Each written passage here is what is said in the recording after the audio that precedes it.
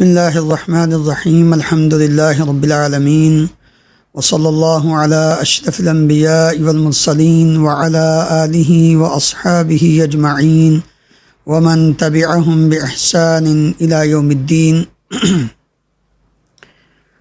اللہم صلی علی محمد وعلی آل محمد کما صلیت علی ابراہیم وعلی آل ابراہیم انک حمید مجید اللہم بارک علی محمد وعلی آل محمد کما بارکت علی ابراہیم وعلی آل ابراہیم انک حمید مجید رب اشرح لی صدری ویسر لی امری واحلل عقدۃ من لسانی یفقہوا قولی اللہم انفعنی بما علمتنی وعلمنی ما ینفعنی وزدنی علما رب اوزعنی ان اشکر نعمتک التی انعمت علی وعلی والدی وان اعمل صالحا ترضاه واصلح لی فی ذریتی انی تبت الیک وانی من المسلمین اما بعد عن مالک بن انس رحمہ اللہ قال قال رسول اللہ صلی اللہ علیہ وسلم ترکت فیکم امرین لن تضلوا ما تمسکتم بہما کتاب اللہ وسنت رسولہ رواہ الامام مالک فی الموطأ۔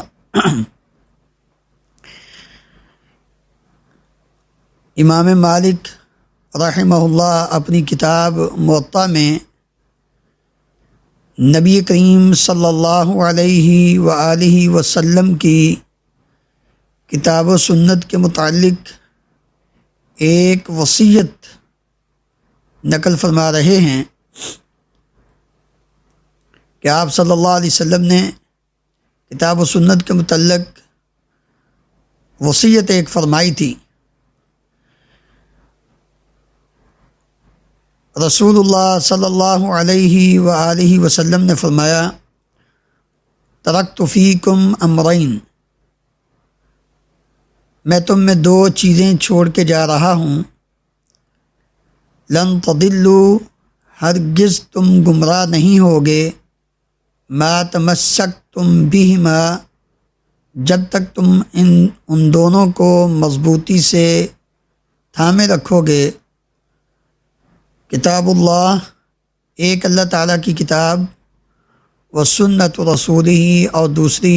اللہ کے رسول صلی اللہ علیہ وسلم کی سنت۔ مالک بن انس کون ہیں؟ یہ امام مالک رحمہ اللہ ڈائریکٹ نبی کریم صلی اللہ علیہ وسلم سے روایت کر رہے ہیں۔ اس کو امام مالک کی بلاغیات سے تعبیر کیا جاتا ہے۔ الفاظ جو بیان کیے جاتے ہیں وہ اس طرح ہیں کہ ان مالک بلغہ، کہ امام مالک رحمہ اللہ کو یہ بات پہنچی، کیونکہ امام مالک نبی کریم صلی اللہ علیہ وسلم کی حیات طیبہ کے بعد، آپ کے دنیا سے رخصت ہو جانے کے بعد، بعض کے نزدیک سن 93 ہجری میں پیدا ہوئے، اور بعض نے کہا کہ سن 95 ہجری میں پیدا ہوئے، اور بعض نے کہا کہ 90 ہجری میں پیدا ہوئے، یعنی گویا نبی کریم صلی اللہ علیہ وسلم کی وفات کے بعد 80 سال یا 83 سال یا 85 سال امام مالک رحمہ اللہ پیدا ہوتے ہیں۔ تو جو نبی کریم صلی اللہ علیہ وسلم کی وفات کے بعد پیدا ہو، وہ ڈائریکٹ نبی کریم صلی اللہ علیہ وسلم سے کسی بھی حدیث کو نقل نہیں کر سکتا۔ تو ظاہر بات ہے کہ موطا کی اس روایت میں یہ سکم پایا جاتا ہے، لیکن جامع الصحیح میں صحیح الجامع میں شیخ البانی رحمہ اللہ نے مشکات المصابیح اور سلسلہ الصحیحہ کے حوالے سے سیدنا ابو ہریرہ رضی اللہ عنہ کی روایت جو نقل فرمائی ہے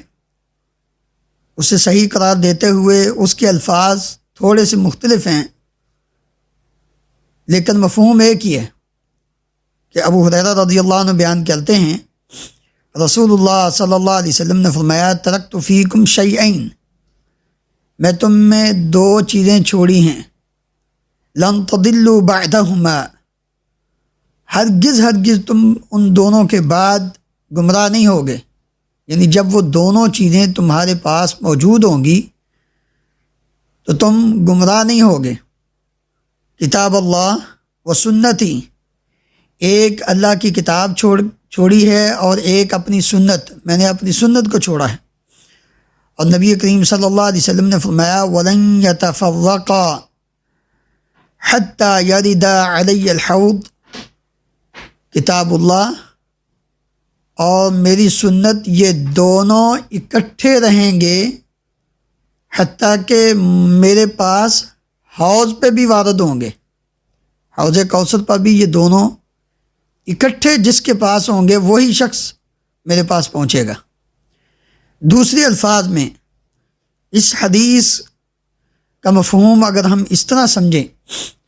کہ انسان کی دنیا اور آخرت کی کامیابی کا راز اللہ تعالیٰ کی کتاب قرآن مجید اور پیارے نبی کریم صلی اللہ علیہ وسلم کی صحیح حدیث پر عمل کر کے ہی حاصل ہو سکتا ہے۔ اگر کوئی شخص ان دونوں میں سے کسی ایک چیز کو لے لے اور دوسری کو چھوڑ دے تو وہ یہ سمجھے کہ میں کامیاب ہوں، میں گمراہی سے بچ سکتا ہوں، تو یہ ممکن نہیں، کیونکہ نبی کریم صلی اللہ علیہ وسلم نے اس حدیث میں الفاظ کے اختلاف کے باوجود جو ایک لفظ استعمال کیا ہے لن تضلوا، ہرگز تم گمراہ نہیں ہوگے۔ کب گمراہ نہیں ہوگے؟ جب تک یہ دونوں چیزیں تمہارے پاس ہوں گی، یعنی جس انسان نے اپنی زندگی کا اوڑھنا بچھونا اسے اللہ کی کتاب اور اللہ کے نبی صلی اللہ علیہ وسلم کی صحیح حدیث کو بنا لیا، خواہ کچھ بھی ہو جائے، دنیا والے ناراض ہو جائیں، حالات کتنے بھی بدل جائیں، لیکن جس انسان نے اپنے آپ کو ان دونوں کے ساتھ وابستہ رکھا، کسی ایک سے بھی پہلو تہی اختیار نہیں کی، کسی ایک سے بھی اپنے آپ کو پیچھے نہیں کیا، تو وہ انسان کبھی بھی گمراہ نہیں ہو سکتا اور وہ انسان کبھی بھی نقصان نہیں اٹھا سکتا۔ لیکن جس نے بھی ان دونوں میں سے کسی ایک سے روگردانی اختیار کی تو وہ گمراہی کے گڑھے میں گر جائے گا، نہ دنیا میں اس کے لیے کسی قسم کی کامیابی، نہ آخرت میں اس کے لیے کسی قسم کی کامیابی۔ تو لہذا نبی کریم صلی اللہ علیہ وسلم نے یہ ایک وصیت فرمائی کہ تمہیں دنیا میں کسی اور کی طرف جھانکنے کی ضرورت ہی نہیں ہے، کسی اور سے سہارا لینے کی ضرورت ہی نہیں ہے۔ یہ خام خواہ ہم نے دین اسلام کو مشکل بنانے کے لیے مختلف قسم کے حیلے اور بہانے اور مختلف قسم کے اقوال، مختلف قسم کی باتیں وہ سامنے لے آتے ہیں، جی فلاں نے یوں کہا، فلاں نے یہ کہا، اور وہ باتیں بھی اتنی مشکل کہ ڈائریکٹ قرآن مجید اور نبی صلی اللہ علیہ وسلم کی حدیث سے بھی زیادہ مشکل ہوتی ہیں۔ حالانکہ اگر کوئی ذی شعور انسان جس کو اللہ تعالیٰ نے عقل دی ہے، سمجھ دی ہے، وہ اگر سادہ الفاظ میں قرآن مجید کو پڑھے اور اس کا ترجمہ پڑھے تو اس کو بات سمجھ آ جائے گی، سادہ الفاظ میں نبی کریم صلی اللہ علیہ وسلم کی صحیح حدیث کا مطالعہ کریں تو اس کو بات سمجھ آ جائے۔ تو ہم نے ان دونوں کو چھوڑ کر ان چیزوں کو ترجیح دی کہ جو چیزیں انسان کی زندگی میں اور زیادہ مشکلات پیدا کر دیتی ہیں۔ ایسے مفروضے اور ایسی فرضی جو بلڈنگ ہم تیار کرتے ہیں، پھر اس کے لیے دلائل مفروضے بنا کر اپنے پاس سے سوالات گڑھ کے پھر دلائل کتاب و سنت سے ڈھونڈنے شروع کر دینے کہ اب اس کے متعلق ہونا تو یہ چاہیے کہ کتاب و سنت بیس ہو اور اس سے مسئلے اخذ کیے جائیں،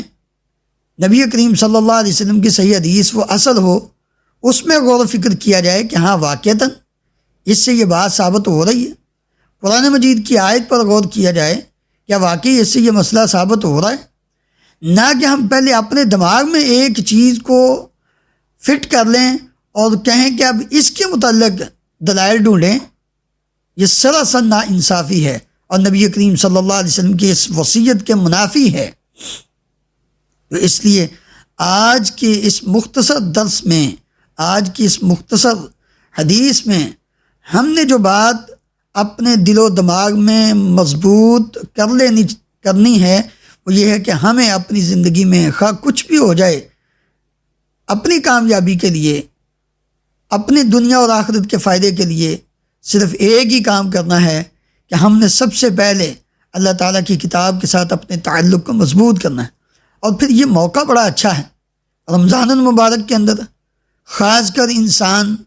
دنیاوی مشاغل اپنی جگہ پہ، لیکن اللہ رب العالمین کی رحمتیں، برکتیں وہ اس قدر زیادہ ہوتی ہیں کہ انسان اگر تھوڑی سی ہمت کرے تو وہ قرآن مجید سے اپنا تعلق مضبوط بنا سکتا ہے۔ اور یہ اتنا اچھا موقع ہے کہ اگر انسان اس کو ایک مہینے کے اندر مضبوط بنا لے تو سارا سال یہ سلسلہ چلتا رہتا ہے۔ تو آپ آ کر تو دیکھیں، نبی کریم صلی اللہ علیہ وسلم کی اس حدیث کو سامنے رکھ کر ان دونوں چیزوں کے ساتھ اپنے تعلق کو مضبوط کر کے تو دیکھیں، پھر دیکھیں بہاریں کیسے لگتی ہیں۔ صحابہ اکرام رضی اللہ عنہم اجمعین کے پاس کون سی فقہ تھی، کون سے وہ تشریحات تھی، کون سی وہ تفاسیر تھی، صرف ایک ہی تفسیر تھی، وہ نبی کریم صلی اللہ علیہ وسلم کی تفسیر تھی۔ جب کسی قرآن مجید کی آیت کا مطلب اور مفہوم نہیں سمجھ آتا تھا تو فوراً نبی کریم صلی اللہ علیہ وسلم کے پاس پہنچتے، جا کر آپ صلی اللہ علیہ وسلم سے پوچھتے تو آپ اس کی وضاحت فرما دیتے، بھائی دین تو مکمل ہو چکا۔ جب وہ اہل عرب کسی چیز سے نا واقف ہوتے اور ان کو سمجھ نہ آتی تو نبی صلی اللہ علیہ وسلم اس کی وضاحت فرما دیتے، تو نبی کریم صلی اللہ علیہ وسلم نے یہ دین صرف اس دور کے لیے نہیں بلکہ قیامت تک کے لیے چھوڑا ہے۔ اور قیامت تک کے لیے یہ الفاظ محفوظ ہیں کہ میں تم میں دو چیزیں چھوڑ کے جا رہا ہوں، ترکت فیکم شیئین، ترکت فیکم امرین، دو چیزیں چھوڑی ہیں۔ تو دونوں چیزیں ایک اللہ کی کتاب ہیں اور ایک سنت ہے۔ اور ایک روایت میں نبی صلی اللہ علیہ وسلم نے فرمایا دو چیزیں چھوڑ کے جا رہا ہوں، ایک اللہ کی کتاب ہے اور ایک میرے خاندان کے لوگ ہیں، یعنی ان کے متعلق بھی اپنے عقیدے کو درست رکھنا، ان کے متعلق کوئی غلط عقیدہ نہ بنا لینا۔ تو حقیقت میں دونوں چیزیں نبی کریم صلی اللہ علیہ وسلم اپنی حدیث میں بیان فرما رہے ہیں۔ تو اگر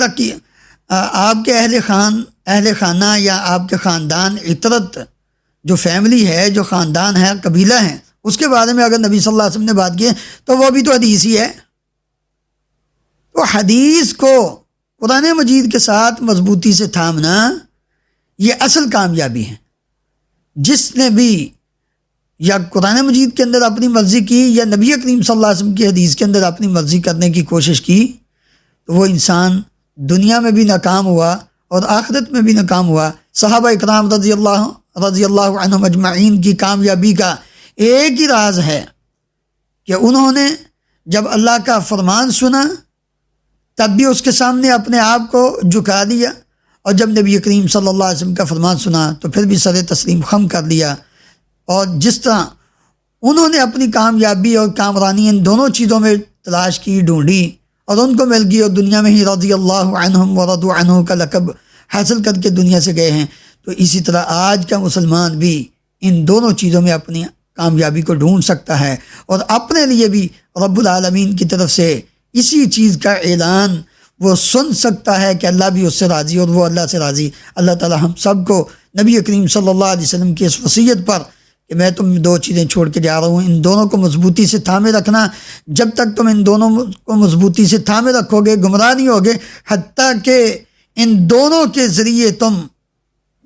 میرے پاس حوض کوثر پر بھی آ جاؤ گے. اللہ تعالی ہم سب کو عمل کی توفیق عطا فرمائے.